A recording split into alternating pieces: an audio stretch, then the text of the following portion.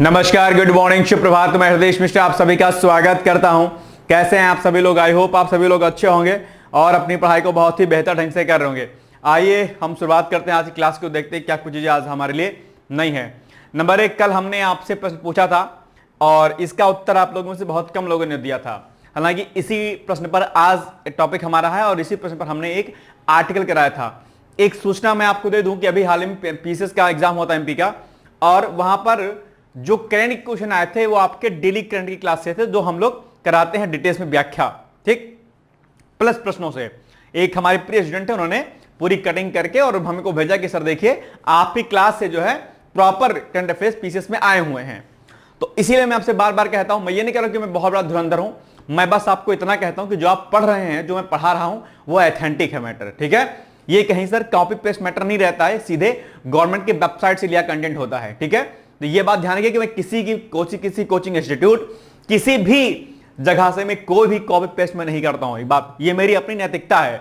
इसलिए जो कुछ कंटेंट आपको दिया जाता है वो एकदम सुपर डुपर रहता है, उसको करने का प्रयास आप जरूर कीजिएगा, ठीक। चलिए आइए, इस प्रश्न का उत्तर आप दीजिएगा किसके बाद? इस प्रश्न को पढ़ने के बाद दीजिएगा, ठीक। अभी हाल ही में सर्वोच्च न्यायालय का एक ऐतिहासिक निर्णय आया है। वो क्या आया है कि प्रजनन, स्वायत्तता और गर्भपात का अधिकार, ये एक बड़ी बात रहती है। अभी दरअसल हाल ही में सुप्रीम कोर्ट ने एक 15 वर्षीय नाबालिग के केस में एक अहम फैसला दिया है। अहम फैसला क्या था कि लड़की वो 15 साल की थी, नाबालिग थी, और उसको जो है एक तरीके से गर्भ धारण करने का अधिकार जो है उसी के पास रहना चाहिए। इस पॉइंट ऑफ व्यू से एक जो है डिसीजन दिया है सुप्रीम कोर्ट ने, ठीक है। बच्चा करना नहीं करना, क्या करना क्या नहीं करना, वो उस लड़की के हाथ में होता है। आप उसको पुश नहीं कर सकते इस बात के लिए कि आपको जो है गर्भ धारण ही करना पड़ेगा, आपको घर में बच्चा रखना पड़ेगा, ऐसा आप नहीं कह सकते हैं, ध्यान दीजिएगा। बिकॉज आप इसके पीछे एक तो आर्टिकल 21 का हवाला दिया सुप्रीम कोर्ट ने और कहा कि जो बच्ची 15 साल की है, जो खुद मां नहीं बन सकती है, आप उसके लिए एक अजन्मे बच्चे के अधिकारों के लिए एक जन्मे व्यक्ति के अधिकारों को आप वायलेट कर रहे हैं, एक तरीके से वायलेशन उसका कर रहे हैं। ये ठीक बात नहीं है, और खासकर तब जब वह जो बच्ची क्या है वो ऑलरेडी क्या है, नाबालिग है। उसकी अपनी मानसिक और स्वास्थ्य के दृष्टिकोण से अगर आप देखेंगे तो उसकी स्थिति ठीक नहीं है, और ऐसे में वह समाज को क्या बोलेगी और वो अपना ही केयर नहीं कर पाएगी तो अपने बच्चे का केयर क्या करेगी। हालांकि इसके पीछे स्टेट ने हवाला दिया कि हम उसको अडॉप्ट कर सकते हैं, अनाथालय वगैरह में बहुत सारे लोगों को दे सकते हैं। तो इसमें भी एक तरीके से देखा जाए तो ये भी एथिकल नहीं है। आप उस बच्चे से उसकी मां को छीन रहे हो जो इसने जन्म दिया, फिर आप उसको अडॉप्ट करवाओ किसी और के साथ, तो भी कहीं ना कहीं क्या कहते हैं, सही नहीं है। और इससे जो है अनचाहे गर्भ से लेकर के कई प्रकार की दुश्वारियां आगे आ सकती हैं। सुप्रीम कोर्ट ने इस पर मनाही कर दी। तो ये एक डिसीजन था अपने आप में, और ये महिला का हक होना चाहिए कि उससे बेसिकली हमें क्या करना है। समाज उसको पुश नहीं कर सकता कि नहीं आपको तो बेबी रखना ही रखना है, ऐसा नहीं कह सकते हैं आप, ठीक है। यानी कि भारत के सर्वोच्च न्यायालय ने एक ऐतिहासिक निर्णय देते हुए 15 वर्षीय नाबालिग लड़की को उसके 28 सप्ताह यानी कि 7 महीने से अधिक के गर्भ को चिकित्सीय रूप से समाप्त जो है करने की अनुमति प्रदान कर दी कि भैया अब आप इसको जो है खत्म कर सकते हैं, कोई दिक्कत नहीं। Medical termination of pregnancy, MTP जिसको बोलते हैं, ये उसकी अनुमति दे दी है। यह निर्णय महिलाओं के संवैधानिक अधिकारों और उनके शरीर पर उनके स्वयं के नियंत्रण को सुदृढ़ करता है। एक महिला का अपने शरीर पर नियंत्रण होता है, आप उसके शरीर पर नियंत्रण स्थापित नहीं कर सकते हैं, ध्यान रखिएगा। यह बात सीधे सीधे सुप्रीम कोर्ट ने बोली है। इस डिसीजन के यानी की हाइलाइट्स ऑफ जजमेंट की अगर हम बात करते हो, प्रजनन स्वायत्तता की अगर बात करते हैं, रिप्रोडक्टिव ऑटोनॉमी की अगर बात करेंगे तो न्यायमूर्ति बीबी नागरत्ना, न्यायमूर्ति उज्जवल भैया की पीठ ने स्पष्ट किया है कि प्रजनन के मामले में अपने शरीर से जुड़े निर्णय लेने का अधिकार भारतीय संविधान के अनुच्छेद 21 यानी कि जिसको हम प्राण एवं दैहिक स्वतंत्रता का अधिकार कहते हैं, निजता का अधिकार के अंतर्गत ये जो है एक अपने आप में क्या है, एक अभिन्न अंग है। उस महिला का एक क्या है, राइट है अपने आप में। न्यायालय ने यह भी कहा है कि किसी भी महिला, विशेष रूप से एक नाबालिग को उसकी स्पष्ट इच्छा के विरुद्ध गर्भावस्था को जारी रखने के लिए मजबूर करना उसके कॉन्स्टिट्यूशनल राइट्स के क्या है, और उसका क्या है, वायलेशन है, उसका अधिकारों का उल्लंघन है। भाई आप ध्यान रखिएगा, आप उसको पुश नहीं कर सकते, नहीं कि आपको गर्भधारण ही करना पड़ेगा, नहीं, वो अपने शरीर की मालकिन वह स्वयं है, आप उसको पुश नहीं कर सकते हैं, ठीक है। तो इससे गंभीर मानसिक, भावनात्मक और शारीरिक आघात पहुंच सकता है अगर आप उसको पुश करते हैं तो। गोद लेने के तर्क को खारिज कर दिया। स्टेट ने कहा था कि भाई हम ऐसे बच्चे को गोद ले सकते हैं, ये सब ऐसे में भी इसको भी सुप्रीम कोर्ट ने खारिज कर दिया। अवैध गर्भपात की चेतावनी, शीर्ष अदालत ने इस बात पर भी चिंता व्यक्त की यदि ऐसे संवेदनशील मामलों में अदालतों द्वारा अनुमति नहीं दी जाती तो मजबूर होकर के महिलाएं और नाबालिग असुरक्षित और अवैध गर्भपात, इलीगल और अनसेफ जो है अबॉर्शंस के तरीकों की ओर रुख कर सकती हैं, जिससे उनके जीवन पर एक गंभीर खतरा उत्पन्न हो सकता है। इस बात का भी जिक्र किया सुप्रीम कोर्ट ने। इसके अलावा कई सारी चीजें आप यहां पर इंपॉर्टेंट होती हैं, जैसे कि गर्भ का चिकित्सीय समापन संशोधन अधिनियम 2021, ये आप जानते होंगे, ये इंपॉर्टेंट भी, आप लोग इसको पढ़ लीजिएगा, बड़ा इंपॉर्टेंट है। तो इस अधिनियम के तहत सभी महिलाओं के लिए गर्भपात की सामान्य वैधानिक जो है सीमा कितनी है, 20 सप्ताह रखी गई थी। विशेष श्रेणी की महिलाओं जैसे कि नाबालिग, दुष्कर्म पीड़िता, दिव्यांग महिलाओं के लिए सीमा कितनी है, 24 सप्ताह है, जो कि आपके लिए हो जाएगी इंपॉर्टेंट। 24 वीक के बाद के मामलों में गर्भपात की अनुमति केवल तभी दी जाती है जब राज्य स्तरीय मेडिकल बोर्ड भ्रूण में गंभीर असामान्यता या मां के जीवन को खतरे की पुष्टि करे। प्रस्तुत मामले में समय सीमा 28 सप्ताह से अधिक होने के कारण सर्वोच्च न्यायालय ने अनुच्छेद 142 के तहत अपने विशेषाधिकारों और संवैधानिक अधिकारों को प्राथमिकता दी और एक बड़ा डिसीजन सामने दिया। ठीक है, चलिए अब इस पर जो है ना मेंस में आपके पीछे में बहुत सारे प्रश्न बन सकते हैं। महिलाओं की स्वायत्तता को लेकर के, गर्भधारण संशोधन जो विधेयक है उसको लेकर के कई सारे निर्णय पर जो है यहां पर प्रश्न बन सकता है आपके एग्जाम में। ठीक, चलिए अब आप इस प्रश्न का मुझे उत्तर बताइएगा कि इसका उत्तर एग्जैक्टली क्या हो जाएगा। सर्वोच्च न्यायालय के हालिया निर्णय के अनुसार महिलाओं की प्रजनन संबंधी स्वायत्तता भारतीय संविधान के किस अनुच्छेद के तहत मौलिक अधिकार है? अनुच्छेद 14, अनुच्छेद 19, अनुच्छेद 21, अनुच्छेद 25। इसका उत्तर क्या हो जाएगा? अनुच्छेद 21 यानी कि article C, option number C, article 21 is the right answer. ठीक, चलिए जनगणना 2027 और नई टोल फ्री हेल्पलाइन 1855 अभी हाल ही में जारी किया गया है। आप जानते होंगे कि यह देश की पहली डिजिटल जनगणना है और इस डिजिटल जनगणना की खास बात यह भी है कि एक पोर्टल के माध्यम से जिसके हम सेंसस करने जाने जाते हैं, जो नागरिक हैं वो अपना डेटा खुद प्रस्तुत करेंगे। उसके बाद जो जनगणना कर्मी हैं वो उनके घर तक जाएंगे और एक उस डेटा को मैच करेंगे, एक नंबर जनरेट होगा, उस जनरेट नंबर से उसको मैच करके प्रॉपर तरीके से उसको अपलोड कर देंगे। इससे क्या होगी? इससे जो त्रुटियां होती थी डेटा को सेव करने में, वो अब त्रुटियां नहीं होगी, क्योंकि जब इंसान खुद से फॉर्म फिल करेगा तो त्रुटियां नहीं करेगा। जैसे अक्सर आप लोग साइबर कैफे पर फॉर्म फिल करवाते हो, भैया फॉर्म फिल कर देना, हम यहाँ पे अच्छा डेटा, वो गलती करके बैठ जाता है। तो ये बात आपको ध्यान रखनी है कि कोई गलती आपको नहीं करनी है। ठीक है, चलिए तो अच्छा, ये पेपर फर्स्ट पेपर सेकंड से कोलेट करता है टॉपिक आपका। भारत के महाराष्ट्र एवं जनगणना आयुक्त जो हैं ने कार्यालय ने जनगणना 2027 के प्रथम चरण, जिसमें मकान सूचीकरण और आवास जनगणना होगी, को सुगम बनाने के लिए एक राष्ट्रीय टोल फ्री नंबर जो है अभी हाल ही में क्या कर दिया है? जारी कर दिया है। ठीक है, क्या है वो नंबर? वो है 1855 और एक व्हाट्सएप चैट बॉट की शुरुआत भी कर दी है। यह सुविधा जो रीजनल लैंग्वेजेस होते हैं और इसके अलावा इंग्लिश में उपलब्ध होगी, जो अपने आप पे प्रगणकों और आम नागरिकों की शंकाओं का क्या करेंगे? समाधान करेंगे। आप उनसे प्रश्न पूछ सकते हैं, उसका उत्तर आपको मिल जाएगा। अगर हम इंपॉर्टेंट की पॉइंट्स की बात करते हैं तो जनगणना 2027 भारत की पहली पूरी तरीके से डिजिटल जनगणना है अपने आप पे, जो मैंने आपको बताया। यह नागरिकों को एक समर्पित वेब पोर्टल के माध्यम से घर बैठे स्वयं अपने परिवार का डेटा दर्ज करने का विकल्प देता है अपने आप पे। तो आप इससे क्या होगी? ना आपको कोई समस्या होगी और ना जो डेटा सेव करने वाला होगा उसको समस्या होगी। रियल डेटा आपके पास आ जाएगा। डिजिटल संदर्भ संख्या, स्वगणना प्रक्रिया पूरी करने के बाद नागरिकों को एक CRN यानी कि सेंसस रेफरेंस नंबर प्राप्त होगा। प्रगणक जब सत्यापन के लिए घर आएंगे, यानी कि जो जनगणना कर्मी हैं जब सत्यापन करने के लिए आएंगे, तो यह संदर्भ संख्या यानी कि जो नंबर आपको मिला है उसको दिखाने से डेटा का त्वरित और त्रुटि रहित जो है अपने आप में मिलान हो पाएगा। यह बड़ी बात होगी।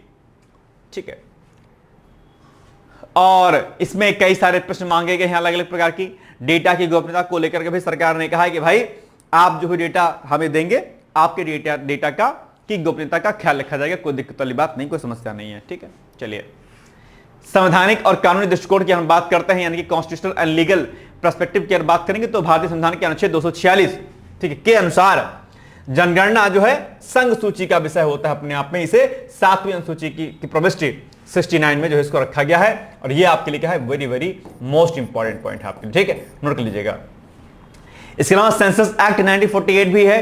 यह अधिनियम जनगणना के संचालन के लिए वैधानिक ढांचा प्रदान करता है और इसी अधिनियम के कड़े प्रावधानों के तहत नागरिकों के डेटा की गोपनीयता के सुनिश्चित किया जाता है। गोपनीयता को नोडल मंत्रालय की बात करें तो भारत में दशकीय जनगणना कराने का दायित्व गृह मंत्रालय के अधीन भारत के महाराष्ट्र एवं जनगणना आयुक्त कार्यालय का होता है। अपने आप में ध्यान रखिएगा इस बात का भी, ठीक है। चलिए अब इसी पर बन जाएगा छोटा सा प्रश्न जिसका उत्तर आपको क्या करना है, देना है। भारत की जनगणना 2027 के संदर्भ में निम्नलिखित कथनों पर विचार कीजिए। नंबर 1, जनगणना 2027 के मार्गदर्शन के लिए राष्ट्रीय टोल फ्री हेल्पलाइन नंबर 1855 जारी किया गया है, ठीक है भाई। यह स्वतंत्र भारत की पहली पूर्णतः डिजिटल जनगणना है जिसमें नागरिकों को स्वगणना का विकल्प दिया गया है, बिल्कुल सही बात है। जनगणना अधिनियम 1948 के तहत एकत्र किया गया डेटा व्यक्तिगत डेटा कर निर्धारण एजेंसियों को साथ साझा किया जा सकता है। यह गलत होगा कि सही होगा? आई थिंक ये रॉन्ग होना चाहिए, 1 और 2 होना चाहिए। जहां तक देखते हैं क्या हो जाएगा विकल्प, आप लोग बताइए किसका उत्तर एग्जैक्टली क्या हो जाएगा। चलो होशियार हैं आप लोग, है ना, बढ़िया हैं, तो मुझे लगता है कि इसका उत्तर आपको पता होना चाहिए, है ना। ए इज द राइट आंसर, बिल्कुल सही। ये नहीं होगा। आप डेटा, अगर डेटा आप शेयर कर देंगे तो जो आपकी गोपनीयता है वो तो खत्म हो गई ना भाई, गोपनीयता खत्म हो गई तो फिर क्या मतलब होता है। अच्छा, स्वतंत्र भारत की पहली जनगणना कब हुई थी और स्वतंत्रता के पहले भारत की पहली जनगणना किसके काल में और कब हुई थी? कई बार इतिहास के विषय में प्रश्न पूछा गया है। मैं उम्मीद करता हूं कि आप मुझे बताएंगे स्वतंत्र भारत की पहली जनगणना कब हुई थी और 1947 के पहले भारत की पहली जनगणना कौन थी, आप मुझे बताइएगा। और शासन किसका था ये मुझे बताइएगा। चलिए, फ्लेमिंगो और फ्लेमिंगो सिटी अपने आप में, अभी प्रधानमंत्री नरेंद्र मोदी ने अपने मन की बात में जो है फ्लेमिंगो के बारे में बात की है, ठीक है। ये गुजरात का जो कच्छ का एरिया होता है वहां पर फ्लेमिंगो आते हैं, कलरफुल होते हैं अपने आप में। फ्लेमिंगो सिटी के नाम से इनके प्रवास के स्थान को जाना जाता है क्योंकि बहुत संख्या में होते हैं अपने आप में। और मैंने कई बार कहा है कि जब भी पीएम मोदी का मन की बात हो, प्रेसिडेंट या पीएम का कोई संबोधन हो या ऐसी कोई चर्चा पर चर्चा हो तो उनके संबोधन को सुना करिए आप लोग। लेकिन सुनते किसको हैं आप? यो हानी सिंह को सुनते हैं आप, है ना। न जाने कौन कौन सिंगर, यानी कौन कौन से, आजकल तो कोरियन ड्रामा और यानी पाकिस्तानी ड्रामा आप लोग देखते रहते हो। फालतू काम ना देख करके इस पर काम दिया करो, ठीक है, जो आपके एग्जाम के जरूरी होता है। तो मन की बात में ही दरअसल पीएम मोदी ने कच्छ के रण में पाए जाने वाले फ्लेमिंगो, जिसको हम राजहंस के नाम से जानते हैं, फ्लेमिंगो बर्ड्स और उनके संरक्षण के प्राकृतिक आवास पर चर्चा किया था। उन्होंने बताया कि कच्छ के स्थानीय लोग इन पक्षियों को अत्यंत स्नेह से क्या कहते हैं, लाखा जी के बाराती कहकर के बुलाते हैं, जो अब कच्छ में पर्यावरण संरक्षण का एक सुंदर प्रतीक जो है बन गए हैं। अब इसके महत्व की बात करते हैं तो कच्छकरण, इसकी अगर हम भौगोलिक स्थिति की बात करते हैं तो कच्छकरण गुजरात राज्य में स्थित एक विशाल लवणीय है, दलदल है, अपने आप स्थान है। मानसून के समाप्त होते ही यहां पर उथला पानी भर जाता है तो यह क्षेत्र पूरी तरीके से क्या होता है, जीवन छोड़ता है अपने आप में। यह क्षेत्र फ्लेमिंगो पक्षियों के लिए एक आदर्श प्रजनन और भोजन स्थल के रूप में जाना जाता है। इसे विश्व स्तर पर फ्लेमिंगो सिटी या स्थानीय भाषा में सुखीब नगर के नाम से भी हम इसको जानते हैं। किसको? कच्छ के रण के स्थान को, जहां पर फ्लेमिंगो आते हैं। यह कच्छ रेगिस्तान वन्यजीव अभयारण्य का हिस्सा है। यह दक्षिण एशिया का एकमात्र ऐसा प्रमुख स्थल जहां पर ग्रेटर फ्लेमिंगो का इतनी बड़ी संख्या में जो है सफलतापूर्वक इनका रिप्रोडक्शन होता है, तो बड़ी बात है। लाखों पक्षियों की उपस्थिति के कारण पूरा इलाका जो है गुलाबी रंग का दिखाई देने लगता है। इसकी प्रजातियां 2 प्रकार की पाई जाती हैं फ्लेमिंगो की। एक होता है ग्रेटर फ्लेमिंगो। ये फ्लेमिंगो की सबसे बड़ी और सबसे व्यापक रूप से पाई जाने वाली प्रजाति होती है। इसके पंख क्या होते हैं, हल्के गुलाबी, और चोंच का सिरा काला होता है, ठीक है। IUCN international union for conservation of nature की बात करते हैं तो कम चिंताजनक है ये, ठीक है। ये आईयूसीएन की स्थिति है। अच्छा, कई बार क्या होता है कि जब भी कोई पक्षी या कोई पशु आदि चर्चाओं में रहता है तो उसकी आईयूसीएन जो लिस्टिंग होती है वो पूछी जाती है। आईयूसीएन क्या है? आईयूसीएन एक रेड डेटा बुक जारी करता है, इसको बोलते हैं international union for conservation of nature. Red data book में उनके नाम होते हैं जो वनरेबल होते हैं, जो एक्सटिंक्ट हो गए होते हैं, या डेंजर्ड होते हैं, या वेरी डेंजर्ड होने वाले होते हैं, उनको इन श्रेणी में रखा जाता है, ठीक है। और ग्रेटर फ्लेमिंगो गुजरात का राज्य पक्षी भी है अपने आप में, यह भी बात आपके लिए क्या है, बड़ी इंपॉर्टेंट, ठीक है। दूसरा क्या है, लेजर फ्लेमिंगो। ये आकार में अपेक्षाकृत क्या होता है, गेटर फ्लेमिंगो से छोटा होता है और इसका रंग अधिक गहरा गुलाबी होता है। इसकी चोंच गहरे लाल रंग की होती है। ठीक है, अगर हम इसके आयुष्मान की स्थिति की बात करें तो ये निकट संकटग्रस्त है, नियर थ्रेटेंड में आपका आता है। इन दोनों को ध्यान रखिएगा। गुलाबी रंग का कारण क्या है, फ्लेमिंगो मुख्य रूप से नीले, हरे, शैवाल, झींगा और छोटे जलीय जीवों को खाते हैं। उनके भोजन में मौजूद कैरोटीनाइड वर्णक के कारण ही उनके पंखों का रंग प्राकृतिक रूप से क्या होता है, गुलाबी होता है। तो ये एक खास बात है जो आपको पता होनी चाहिए, है ना, इसलिए इनके गुलाबी दिखते हैं। संवेदनशीलता, ये पक्षी जलवायु परिवर्तन, क्लाइमेट चेंज, वर्षा के पैटर्न और जल स्तर में बदलाव के प्रति अत्यधिक संवेदनशील होते हैं। उथले जल निकायों में लवणता का एक निश्चित स्तर इनके भोजन और प्रजनन के लिए अनिवार्य तत्व के रूप में दिखाता है, जो कि कच्छ किरण में ये अपने आप में इंपॉर्टेंट हो जाता है। ठीक है, कच्छ की समृद्ध लोक संस्कृति में इन पक्षियों को गहरा महत्व है। जब लाखों की संख्या में पक्षी एक साथ समूह में आते हैं तो यह किसी भव्य बारात जैसा दृश्य उत्पन्न करते हैं। इसी सुंदरता और विशाल समूह के कारण स्थानीय लोग इन्हें लाखाजी के बराती कहकर पूरा करते हैं। ये लोक परंपराएं केवल मनोरंजन नहीं है, बल्कि यह समाज को प्रकृति और वन्यजीवों के संरक्षण की दिशा में प्रेरित भी करते हैं अपने आप पे, है ना। चलिए अब आप बताइए प्रश्न क्या हो जाएगा इसका उत्तर। तो ग्रेट फ्लेमिंगो के बारे में पढ़ लीजिएगा, ये बड़ा इंपॉर्टेंट है आपके लिए। हाल ही में समाचारों में चर्चित लाखाजी के बाराती का संबंध निम्नलिखित में से किस प्रजाति से है अपने आप में, तो great Indian bustard, flamingo, Siberian crane या फिर अमूर फाल्कन। इसका उत्तर जाएगा B is the right answer. ठीक है भाई, चलो आगे बढ़ते हैं हम लोग। विश्व बौद्धिक संपदा दिवस और उसका ऐतिहासिक महत्व।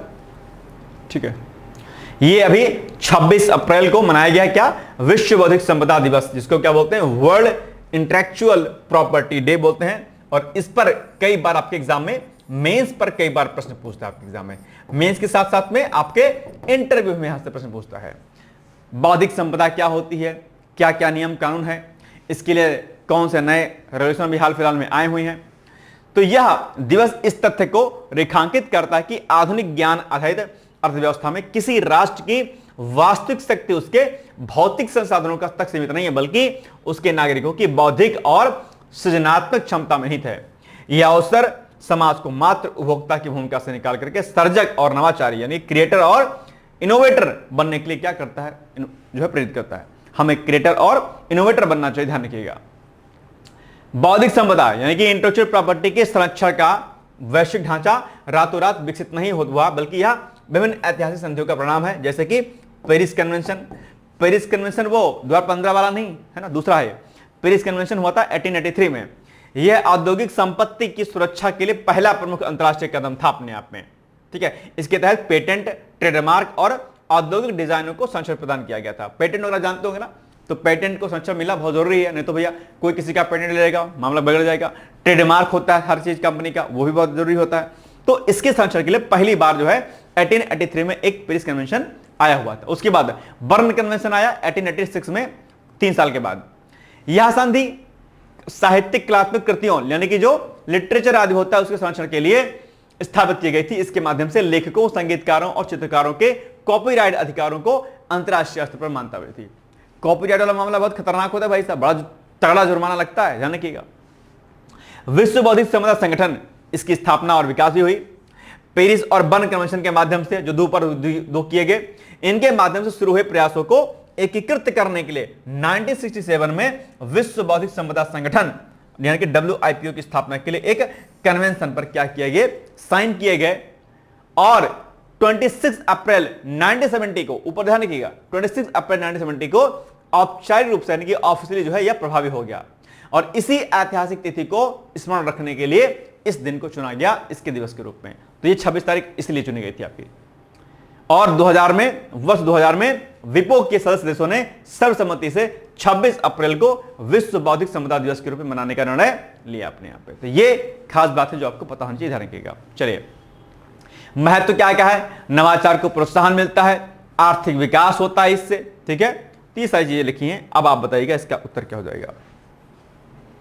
इंपॉर्टेंट प्रश्न है भाई साहब, ध्यान रखिएगा। बौद्धिक संपदा अधिकारों के संरक्षण के लिए इतिहास में पेरिस कन्वेंशन और बर्न कन्वेंशन का संबंध क्रमशः किससे है? मानवाधिकार और जीवन संरक्षण से, औद्योगिक आविष्कारों की सुरक्षा और साहित्यिक कृतियों की सुरक्षा से, जलवायु परिवर्तन और समुद्री व्यापार से, भौगोलिक संकेतक और पारंपरिक ज्ञान से, किससे है? बताइएगा मुझे इसका आंसर क्या हो जाएगा एग्जैक्टली बताओ। कितना आसान प्रश्न है, अभी भी आप गलती कर दे तो मामला बिगड़ जाएगा। क्या हो जाएगा इसका एग्जैक्ट उत्तर? ये हो जाएगा आपका option number B. B is the right answer, है ना। ये जो आपका पेरिस कन्वेंशन था वो किसके लिए था? औद्योगिक आविष्कारों की सुरक्षा के लिए। और ये जो बर्न कन्वेंशन था 1896 का, ये था साहित्यिक कृतियों की सुरक्षा के लिए। ठीक है, अच्छा दोनों ये याद रखिएगा, हो सकता है कभी आपसे पूछ लिया, है ना। आजकल बड़ा उटपटांग टाइप का प्रश्न पूछता है आयोग, है ना। अब वो फिर कहोगे अरे सर ये तो आउट ऑफ सिलेबस आ गया। आउट ऑफ सिलेबस नहीं आया है, आप अपने पढ़ने के तरीके में परिवर्तन आप नहीं ला रहे हैं, इसीलिए आप गलती कर जाते हैं। इस तरीके से प्रश्न अब एग्जाम में आ जाएगा तो क्या करेगा फिर, क्या करेंगे फिर? ध्यान रखिएगा। इसलिए बर्न कन्वेंशन, अच्छा जैसे ही पेरिस कन्वेंशन आएगा आपके दिमाग में 2015 बार आएगा, है ना, पेरिस समिट, तो वो नहीं है ये, ध्यान रखिएगा, ये दूसरा पेरिस समिट है। ठीक है, ये पेरिस कन्वेंशन दूसरा है। चलिए, स्टोरेंथ्रा आर्गलेक्सा, ये क्या भाई साहब? अरुणाचल प्रदेश में पौधों की एक नई प्रजाति स्टोरेंथ्रा आर्गलेक्सा की खोज की गई है। ये कामले और ऊपरी सुबनसिरी जिलों के मध्यम ऊंचाई वाले सदाबहार जंगलों में उगती हैं। ये पौधा क्या है? 12 जड़ी बूटी है अपने आप में, जो कि आयुर्वेद के दृष्टि से इंपॉर्टेंट हो जाएगा। जो धाराओं और छोटी नदियों के पास नम चट्टानों पर पाया जाता है, जहां पर नम चट्टानें होती हैं। इसमें घंटी के आकार के नीले बैंगनी रंग का फूल होता है अपने आप में, जिसमें कोई बेसल स्पूर नलिकाकार उभार नहीं होता है, कुछ इस टाइप का होता है, ये देखिए, है ना। तो ये अच्छा नए नए कोई पौधे आदि अगर खोजे जाते हैं ना जीव जंतु, तो प्रश्न आपके एग्जाम में बनता बहुत जरूरी है, ध्यान रखिएगा। फूल के अंदर एक अनोखा पीला जीव जैसा धब्बा मौजूद होता है। आर्गोलुक्सा शब्द का अर्थ है सुनहरी जीव, जो इस विशेषता का वर्णन करता है। इसकी पत्तियां हीरे या भाले की आकार की होती हैं, ध्यान रखिएगा। चलो अब आप बताइएगा इस प्रश्न का उत्तर क्या हो जाएगा भाई साहब। प्रश्न क्या है कि पौधों की एक नई प्रजाति स्टोरेंथेरा आर्गलेक्सा किस राज्य में खोजी गई है? अरुणाचल प्रदेश, असम, मणिपुर, त्रिपुरा। इसका उत्तर क्या हो जाएगा? Arunachal Pradesh. Option number A is the right answer. ठीक है, सेखा झील पक्षी अभयारण्य भी चर्चाओं में रहा है। तो सेखा झील पक्षी अभयारण्य को रामसर स्थल के रूप में जो है नामित कर दिया गया। अच्छा इसको मैंने करा दिया था, रिपीट हो गया, चलो कोई बात नहीं। 99 संख्या टोटल भारत की हो गई है और उत्तर प्रदेश की ये 12वीं शायद अपने आप में ये आर्द्रभूमि है ना। रामसर स्थल है। रामसर स्थल आप जानते होंगे कि आर्द्रभूमि पर हुए रामसर सम्मेलन के तहत अंतरराष्ट्रीय महत्व की एक आर्द्रभूमि होती है। उत्तर प्रदेश के अलीगढ़ जिले में गंगा के मैदानी इलाकों में स्थित यह है अपने आप में। ठीक है, सेखा झील यह एक विशेष मानसूनी आर्द्रभूमि है जिसमें मीठे पानी का एक 12मासी जल निकाय क्या है मौजूद है अपने आप में। तो चर्चाओं में रहा है, मैं इसको बता दिया था वैसे तो, लेकिन ध्यान रखिएगा। रामसर कन्वेंशन क्या होता है, वर्ल्ड वेटलैंड क्या होता है। अच्छा विश्व आर्द्रभूमि दिवस 2026 की थीम क्या है जरा बताइएगा मुझे। वर्ल्ड वेटलैंड डे 2026 की थीम क्या है, प्लीज आप कमेंट करके मुझे बताइएगा। बाकी सेखा झील पक्षी अभयारण्य जिसे हाल ही में भारत के रामसर स्थल के रूप में नामित किया गया किस राज्य में स्थित है? मध्य प्रदेश, उत्तर प्रदेश, राजस्थान, गुजरात। सिंपल सी बात है, उत्तर प्रदेश भी इज द राइट आंसर। ठीक है, चलो प्रौद्योगिकी विकास और निवेश संवर्धन योजना, तो केंद्रीय संचार। नेक्स्ट टॉपिक है प्रौद्योगिकी विकास और निवेश संवर्धन योजना, चर्चाओं में भी रही है। क्यों रही है? क्योंकि केंद्रीय और जो पूर्वोत्तर क्षेत्र विकास मंत्री है कौन है भाई साहब? आपके श्री ज्योतिरादित्य सिंधिया ने प्रौद्योगिकी विकास और निवेश संवर्धन योजना के लिए संशोधित दिशा निर्देश जारी कर दिया है। अच्छा ज्योतिरादित्य सिंधिया से एक नाम मुझे याद आ गया, राघव चड्ढा जी का। राघव चड्ढा जी ने क्या कर लिया है अभी हाल ही में? भारतीय जनता पार्टी को क्या कर लिया? ज्वाइन कर लिया। किसको छोड़ करके? आम आदमी पार्टी को छोड़ करके। क्या राय है आप लोगों की? राघव चड्ढा ने ठीक काम किया कि नहीं ठीक किया? कई सारे अनछुए पहलुओं को उन्होंने अभी हाल ही में राज्यसभा में टच किया था, जिससे पब्लिक का ध्यान उनके तरफ और आकर्षित हुआ। उसके पहले तब आकर्षित हुआ था जब उन्होंने परिणीति चोपड़ा से शादी की थी, है ना। परिणीति चोपड़ा से शादी करने के बाद उनका दिल और खिल गया अपने आप पे, पब्लिक में जो उनका नाम अलग से हो गया। ठीक है, उसके पहले सामान्य कार्यकर्ता, हालांकि पंजाब में उनका प्रभुत्व था अपने आप में। पंजाब के एरिया में राघव चड्ढा की अपने आप में एक बड़ी जो है तूती बोलती थी, आप ऐसा कह सकते हैं। लेकिन क्या हुआ, चीजें थोड़ा सा गड़बड़ हुई और फाइनली जो है क्या हुआ, आम आदमी पार्टी की तरफ से जो है कई सारे प्रॉब्लम्स के वजह से उन्होंने बीजेपी को ज्वाइन कर लिया। क्या लगता है? अच्छा ये मैं क्यों पूछ रहा हूं पता है आपको?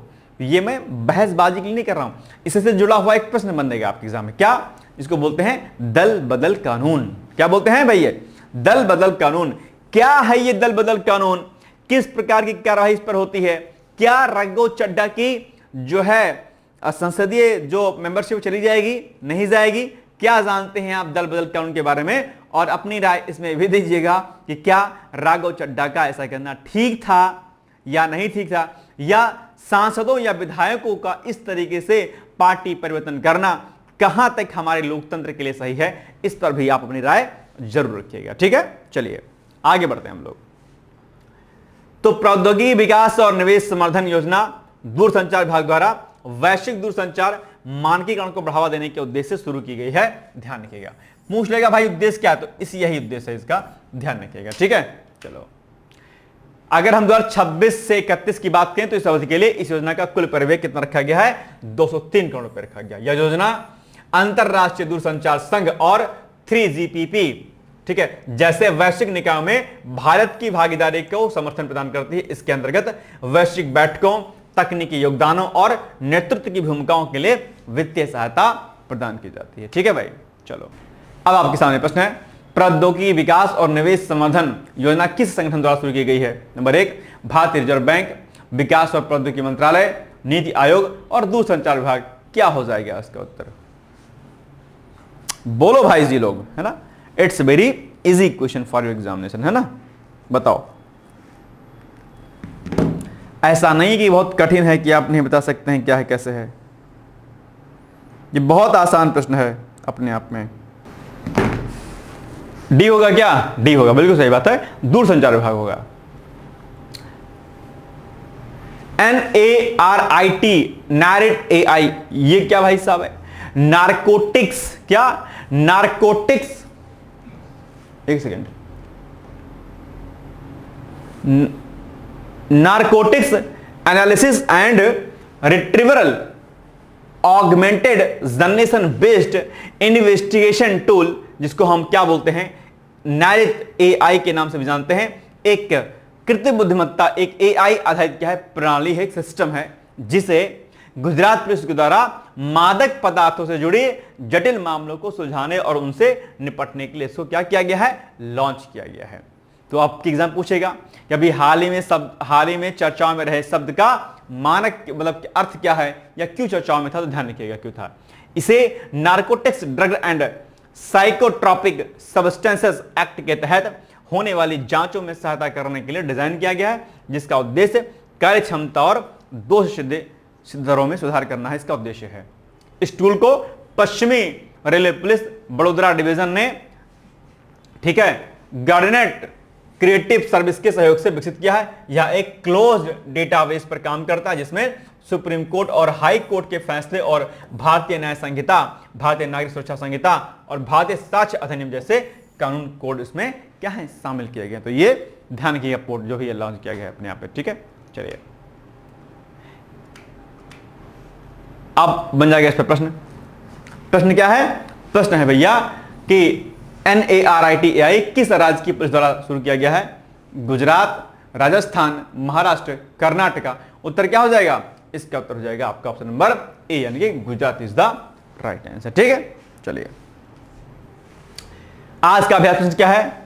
निम्नलिखित में से कौन सा कार्य विश्व बौद्धिक समुदाय संगठन के प्राथमिक जनादेश में शामिल नहीं है? नंबर ए वैश्विक बौद्धिक समुदाय अवसंरचना का विकास करना, अंतरराष्ट्रीय बौद्धिक समुदाय नियमों और संधियों को आकार देना, सदस्य देशों के माध्यम अंतरराष्ट्रीय व्यापार विवादों को और टैरिफ का अंतिम समाधान करना, नवाचार और रचनात्मकता को प्रोत्साहित करने के लिए विकासशील देशों को तकनीकी सहायता प्रदान करना। ये 4 इसके ऑप्शन दिए गए हैं आपके सामने। ठीक है, चलिए अब आज आपके लिए प्रश्न है। क्या प्रश्न क्या है? कि ज्ञान आधारित अर्थव्यवस्था में बौद्धिक संपदा अधिकारों की प्रासंगिकता पर चर्चा करें।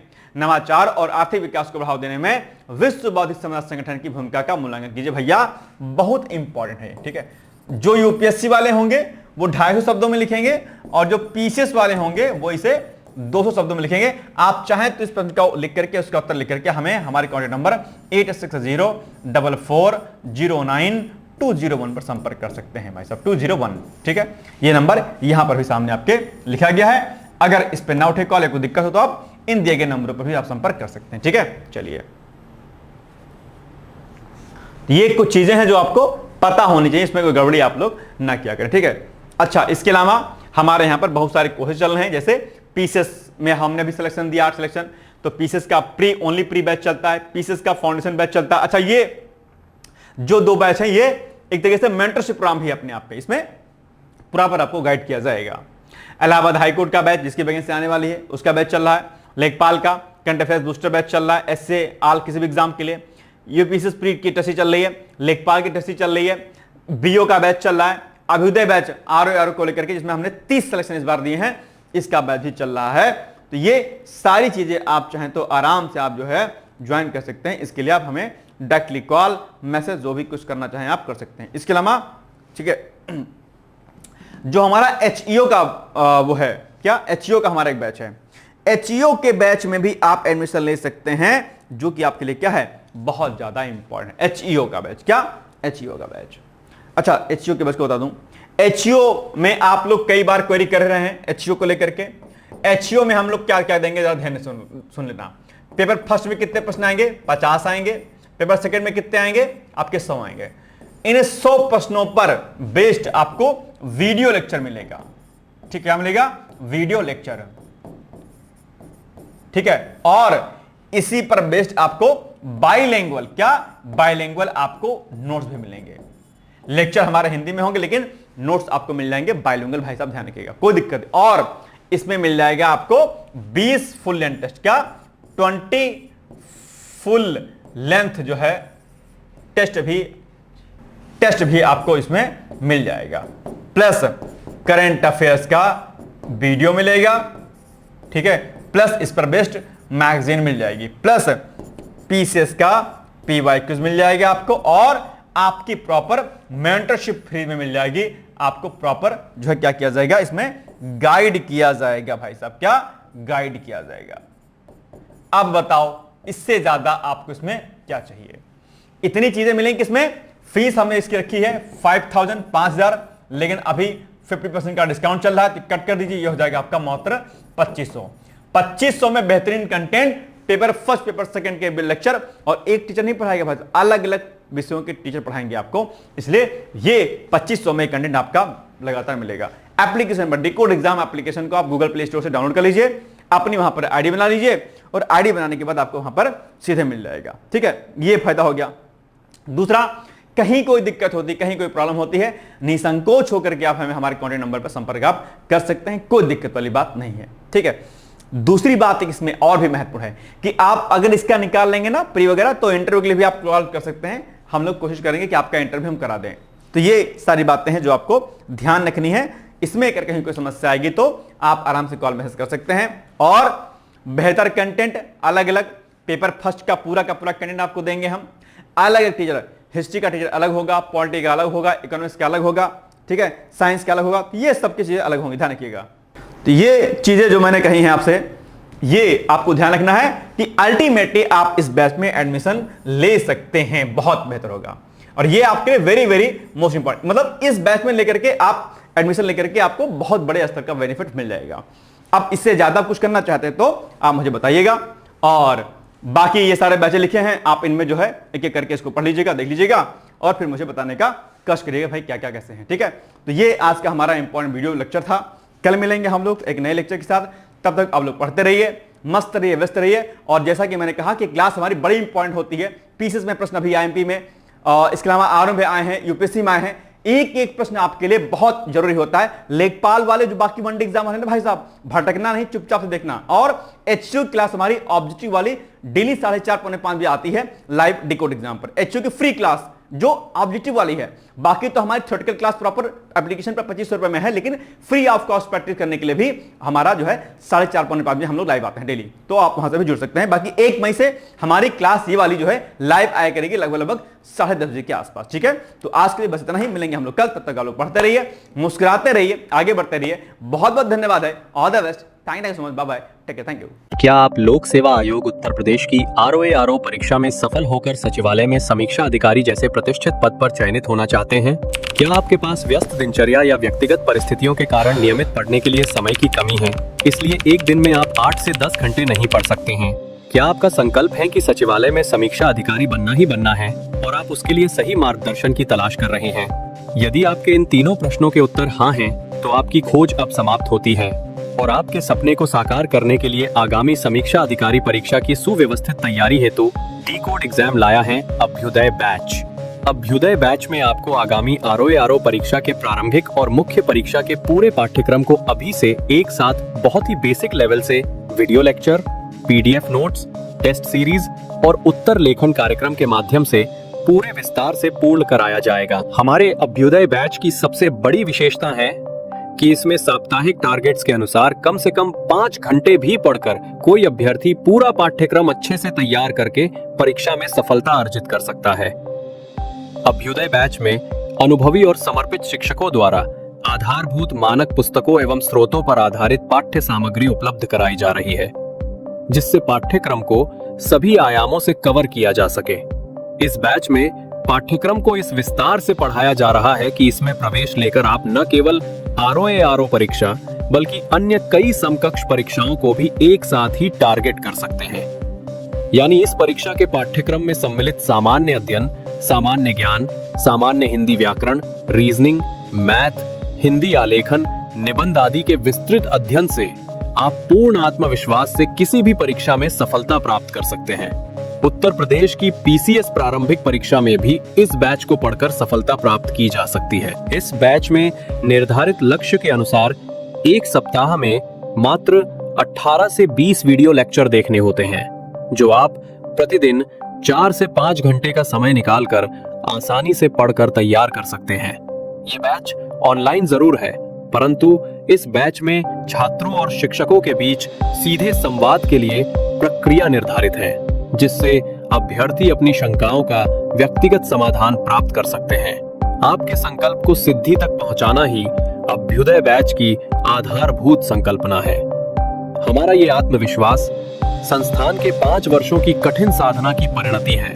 डी-कोड एग्जाम संस्थान अपने 5 वर्षों के सफर में ROA परीक्षा में 45 से अधिक चयन सुनिश्चित करवाकर एक विश्वसनीय संस्थान के रूप में विख्यात है। इसलिए बिना किसी संशय के पूर्ण विश्वास के साथ आप भी हमसे जुड़कर अपनी सफलता का नया अध्याय लिख सकते हैं।